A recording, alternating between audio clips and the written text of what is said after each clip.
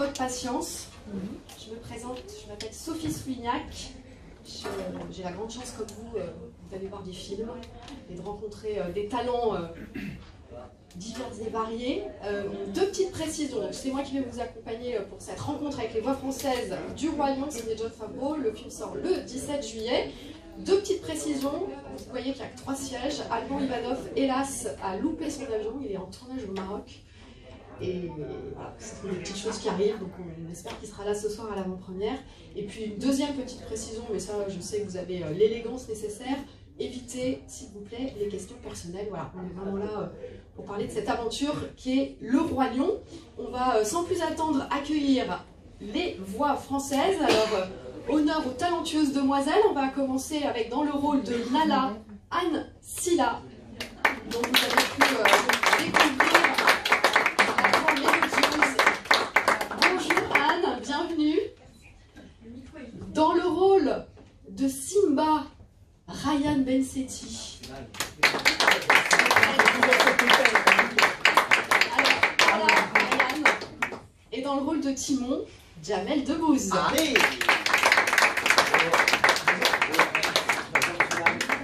Bonjour, bienvenue, merci beaucoup à tous les trois d'être là aujourd'hui. Alors, je vais y mettre du cœur, parce que moi, Le Roi Lion, c'est un film qui a énormément compté pour moi. Je me souviens de la première fois que je l'ai vu 15 fois, à chaque fois j'ai les larmes qui montent dès la première chanson. Mathématiquement, certains d'entre vous n'ont pas pu le voir en salle, ou alors vraiment vous étiez des génies précoces. Chacun, quel souvenir vous avez de la première fois que vous avez vu Le Roi Lion en salle il y a 25 ans, ou peut-être un peu plus tard? Anne? C'est moi qui commence. Vous étiez toute petite à la sortie. Je ne me souviens pas vraiment de la première fois où je l'ai vu, mais par contre je l'ai vu vraiment un millier de fois ce film. Donc je le connaissais, je le connais vraiment par cœur. Et alors pourquoi un millier de fois? Parce que ça fait partie je pense que ça fait partie des histoires qui bizarrement touchent tout le monde, quel que soit ce qu'on a vécu, quoi. Il y a en fait, toutes les histoires dans le film sont oui, ça, sont des choses auxquelles on peut dont on peut se rapprocher, quoi. Et c'est ça, je pense, qui touche la plupart des gens qui regardent. Après, moi, voilà, j'étais enfant, c'est l'enfance, et on retrouve un peu notre petit cœur de bébé, quoi. Ryan, Jamel, vous vous souvenez des sensations que vous aviez en Ah, moi, très très bien, moi. Moi, j'ai tout fait pour voir ce film.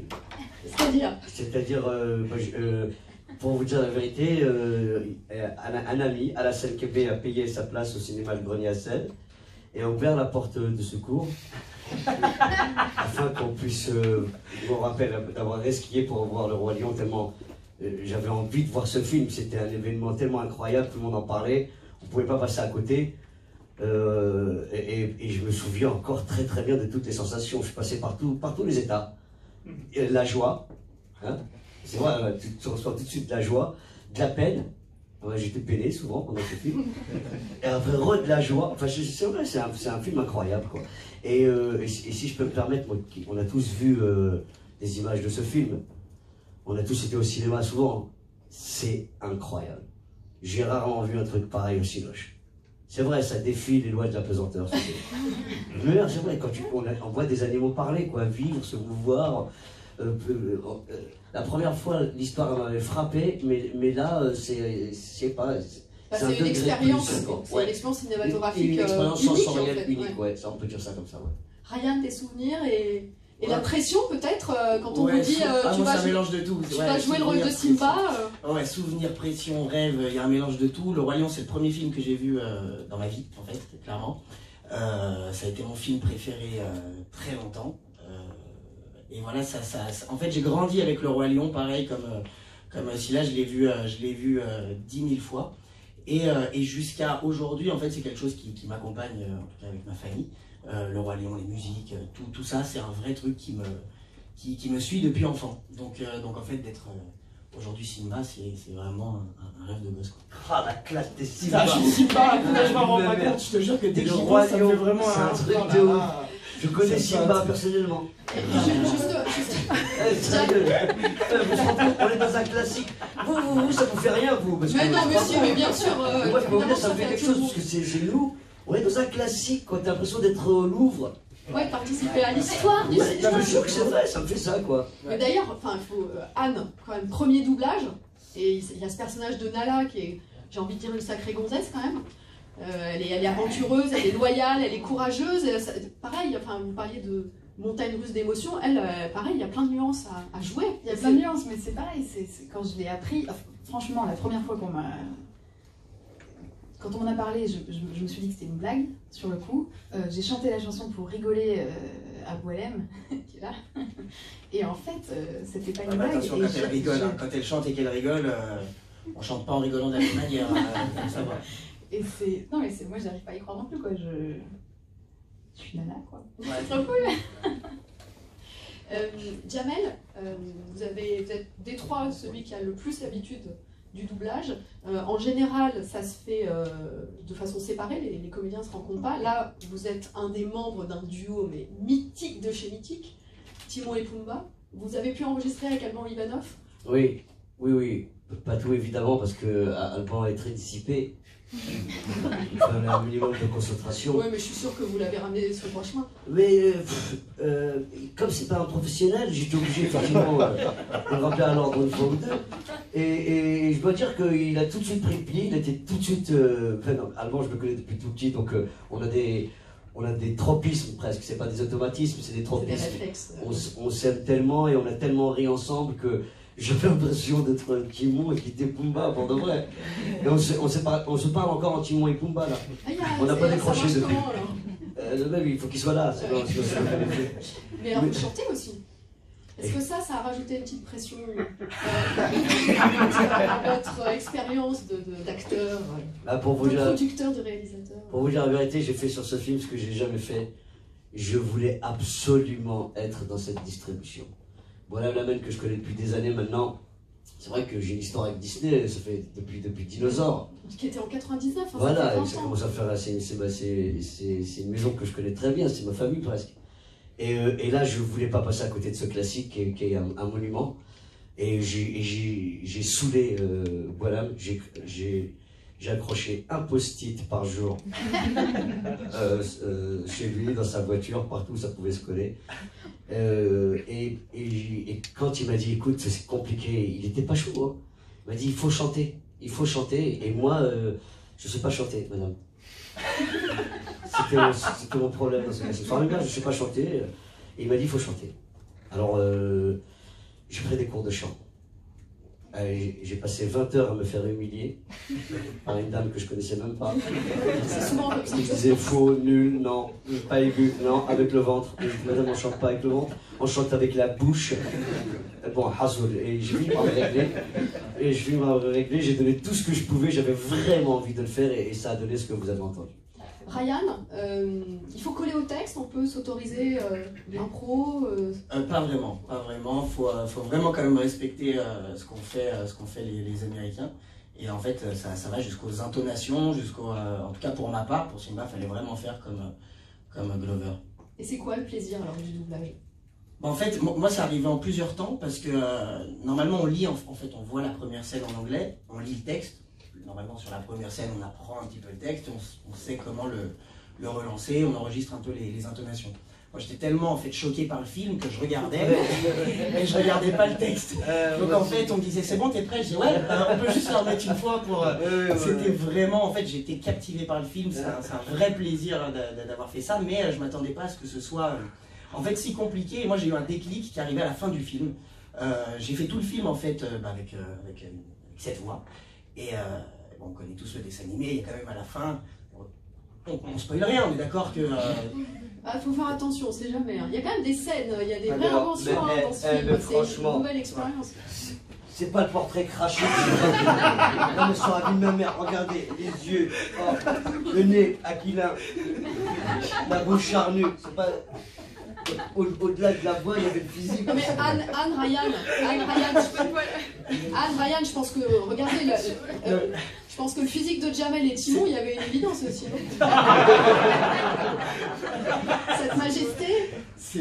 J'ai tendu le bâton. Sur la vie de ma mère, tu vas pas t'en tirer comme ça. Je sais pas quand tu vas apprendre, tu vas apprendre. On verra sur quoi. Sur le physique, certainement. Non mais la J'ai pas rien à foutre de ce que tu dis. Tu vas ramer, t'as raison. Bon bah voilà, puisque je suis grillée, moi je vais laisser la parole à la salle. Je pense que vous devez avoir plein de questions à poser à Jamel Debbouze, Anne Silla, Ryan Bensetti, qui se lance.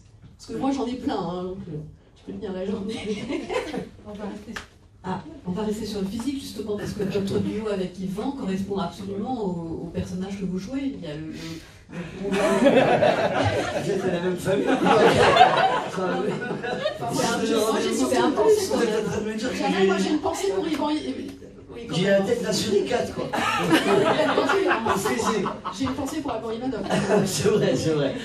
Vous avez pensé, vous Ouais. Ben, il faut qu'on ressemble aux personnages un peu physiquement si on veut les incarner. Hein. Ça passe aussi par là. Ouais, je dois avouer, et puis avec plaisir. J'ai un petit air de suricate. Et Alban, c'est vrai qu'on dirait un sanglier. Je sais pas. Tout le monde s'accorde à dire que c'est évident. Donc oui, effectivement, on colle au personnage. Non mais on sait que pendant le doublage, souvent vraiment vous jouez autant avec votre voix qu'avec votre corps, tous. Ouais. Moi j'ai pu voir certaines séances de doublage, enfin vraiment il y a il y a un engagement du corps, je pense même que la cabine doit être trop petite des fois. Comment répondre à ça?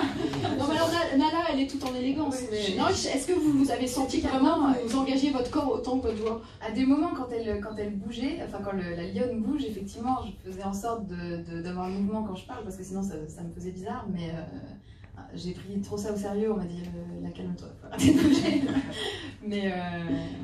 mais oui, on essaye quoi de coller au personnage. Ah, puis, là, en l'occurrence, il y a des moments qui bougent un peu plus. Moi je sens en tout cas que Simba, il y a plein de moments où il force, donc fallait quand même bouger un petit peu, et des moments il dort, il se tourne. Donc c'est des. Voilà, faut jouer aussi avec le physique, malgré que ce soit juste de la voix. Une autre question? Alors j'avais une question pour Ryan Bensetti. Oui. Donc avez-vous ajouté une touche personnelle au personnage que vous avez doublé dans la version française qu'on ne retrouve pas dans la version originale? Non, je me serais pas permis. Là pour le coup c'est Disney, là on s'attaque vraiment à un grand classique et j'ai pas, en fait je peux pas rajouter des petits trucs qui viennent de moi ou autre. Là j'ai essayé d'être le plus pro, le plus carré possible, et surtout il y a quand même une attente derrière Simba, et j'ai pas envie que les gens soient déçus parce que j'ai fait, on va dire, du Ryan Bensetti. Fallait être Simba. Voilà. Moi j'ai rajouté une phrase en arabe, vous avez... Ah oui, je l'ai trouvé. Jamel, je me permets. J'espère que ça va pas trop décevoir. Jamel, je me permets, il n'y a vraiment aucune impro. Moi j'avais l'impression qu'il y avait des fins de phrases. On entend des petits dialogues qui se poursuivent alors que le son avait. On a vraiment l'impression qu'il y a eu de l'impro. Alors je vais vous dire la vérité, je crois que c'est la première fois de ma vie que j'accepte ça. Voilà m'a été intransigeant là-dessus, ça fait longtemps qu'on se connaît. Et il voulait absolument que je ne sois pas moi, mais que je sois Timon. Et alors là, c'était compliqué, parce qu'effectivement, j'ai toujours tendance à improviser, à aller chercher des choses, des sons même, des fins de phrases, comme vous dites.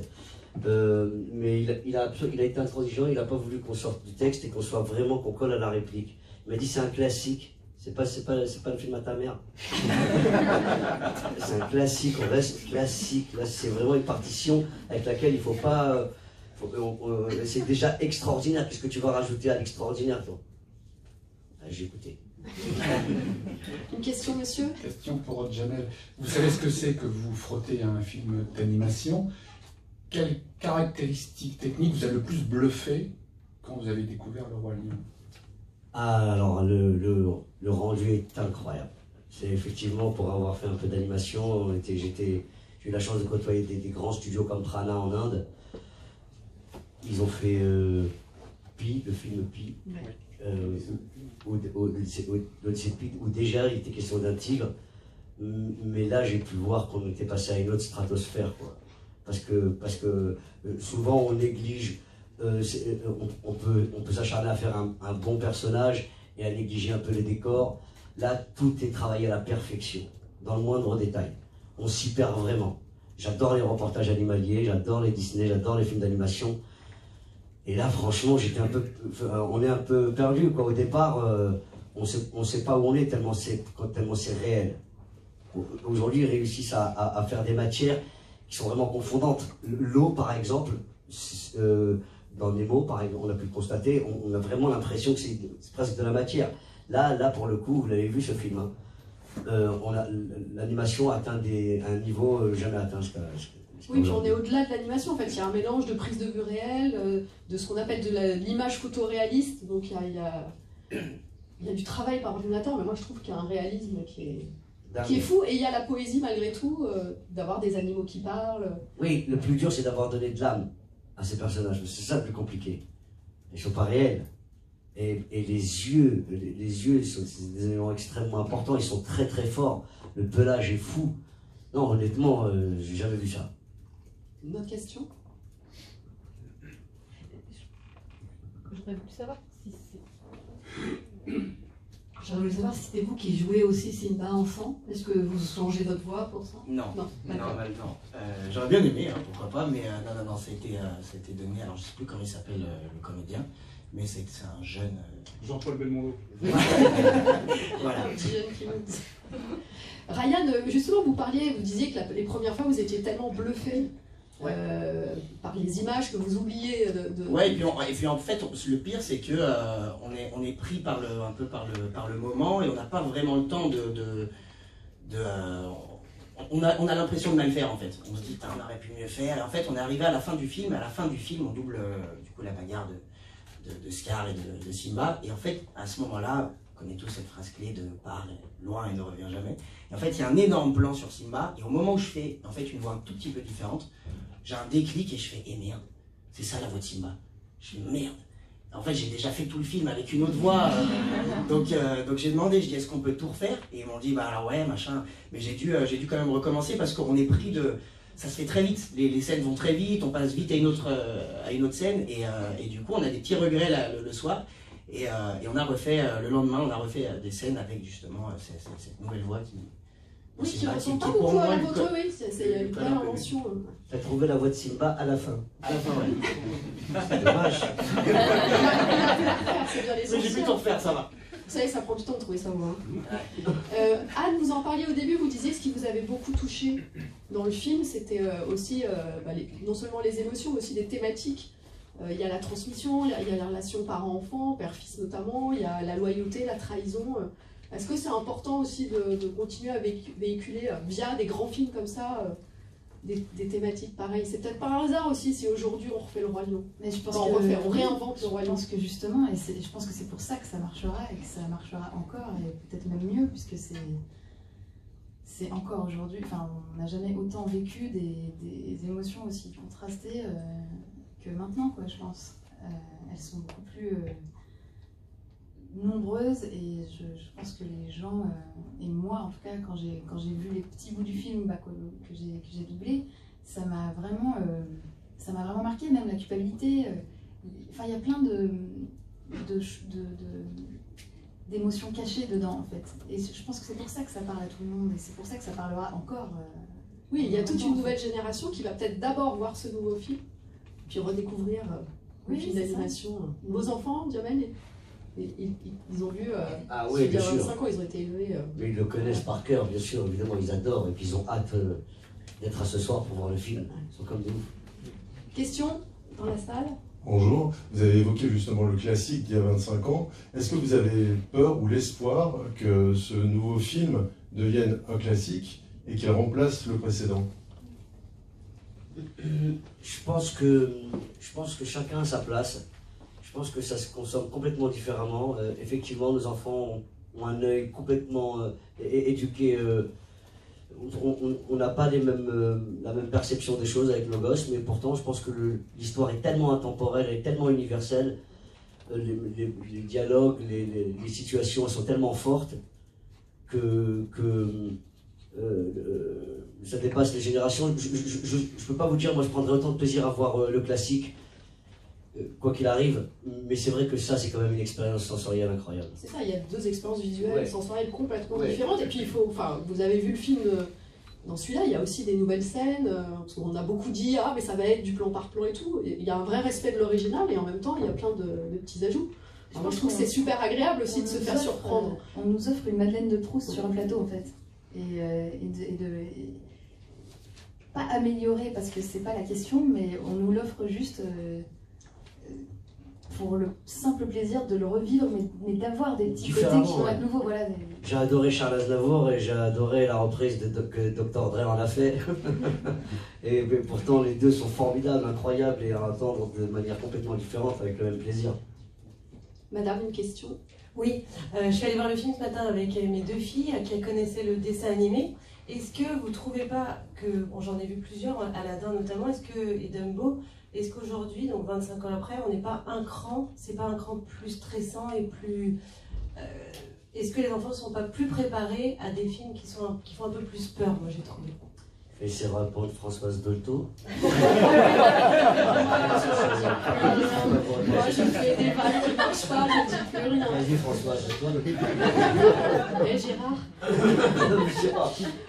Bah, moi, je me souviens d'avoir eu peur en voyant le film d'il y a 25 ans. Hein. Donc, Mais de toute façon, dans tous les films Disney, non, exactement raison, Disney, ou Walt, parce que j'ai bien connu, pour avoir un peu lu sur Walt, il s'est inspiré de contes ancestraux. Il a été cherché chez Aesop, chez Grimm, et quand on lit Psychanalyse de contes de fées de Bettelheim, on se rend compte que rien n'est nié et que la peur, au contraire, c'est un élément très important, d'abord pour raconter une histoire et pour éduquer les enfants. Il ne s'agit pas de les stresser, il s'agit juste de leur raconter la vie en les faisant légèrement rêver. Je ne sais pas si j'ai bien répondu à ta question, mais j'ai adoré ma réponse. une autre question adorable. Bonjour. Est-ce que vous n'avez pas le sentiment aussi que ce film, c'est un film militant, finalement, pour la défense d'espèces qui sont menacées, et peut-être que dans 10 ans, il faudra regarder le roi lion pour se dire qu'il existait encore des lions ou d'autres espèces que l'on voit dans le film. Je suis un peu pessimiste, mais bon. Ouais, t'as un peu plombé l'ambiance, mais on va en parler quand même. C'est le moment d'en parler. Bah, justement, on a des bracelets avec la tête de Simba. Et en fait, ils ont été faits pour dire qu'entre le premier roi lion et celui-là, je sais plus les chiffres exacts, elle doit être dans les parages, non? Et voilà. Ouais, il y avait combien de lions? On est passé à 20 000, je sais qu'en ce moment il reste 20 millions. Et il y en avait combien? 600 000? 200 000 lions, voilà. 1 million en 1900. C'est ça. Donc oui, c'est le moment d'en parler, c'est le moment aussi en fait, t'as un meilleur discours que moi, peut-être que tu peux en parler, peut-être plus que moi, c'est important d'en parler. Bien. Tenez, je vais vous le passer. Alors, je vous en prie, je vous laisse vous présenter. Waouh, t'as fait un vrai effet. En fait, on a lancé une campagne il y a 25 ans, et il y avait un certain nombre de lions, et depuis, il y a 50% de la population qui a diminué. Et donc, du coup, on s'est dit, nous, d'ici, qu'il fallait qu'on se mobilise sur le sujet, parce que c'est quand même très important. Et on a lancé une grande campagne internationale qui s'appelle Protect the Pride, Longue vie au roi en français. Et cette campagne, elle a deux objectifs. Un, déjà, de se mobiliser d'un point de vue financier. Donc nous, Disney, on se mobilise d'un point de vue financier puisqu'on fait un don de 1,5 million $, à une association qui s'appelle le Lion Recovery Fund. Et en même temps, on veut sensibiliser les gens à ce sujet-là. Et j'ai du mal à parler. Et donc voilà, et donc en France, on a développé ce petit bracelet que vous avez, qui a un bracelet qui est éco-conçu, solidaire.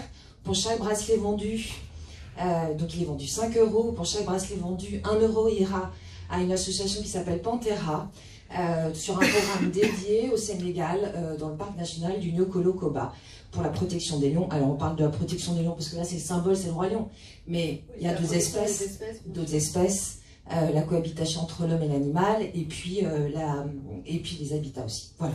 Merci beaucoup pour ces explications. Alors, on sait aussi que c'est à travers le cinéma qu'on envoie des messages, hein, donc, surtout à la nouvelle génération. D'autres questions? Peut-être une dernière question pour vous trois. Est-ce qu'il y a une image, un souvenir, un moment qui va vous rester de cette expérience? Anne, je sais pas, un moment où vous êtes planté, au contraire, vous étiez tellement dedans que vous auriez aimé que ça continue encore des heures et des heures. Encore une fois, c'était votre première expérience de doublage, donc, et on n'a même pas parlé des chansons, parce qu'il y a le chant aussi. Effectivement, moi c'est sûr que mon job c'est plus de chanter, donc j'étais assez stressée à l'idée de faire le doublage. Bah, moi, je veux bien qu'on parle de Claire Guyot, quand même, qui nous a, enfin, en tout cas pour ma part, qui m'a l'idée là-dedans et qui est vraiment quelqu'un d'extraordinaire que j'admire beaucoup. Et s'il y a un moment, bah, c'est peut-être bête de dire ça, mais vraiment le moment qui m'a marqué le plus, en fait, c'est quand Boualem m'a proposé, quoi, parce que je m'attendais vraiment pas à ça, et voilà, je vis un truc de dingue, donc voilà, merci. Ryan?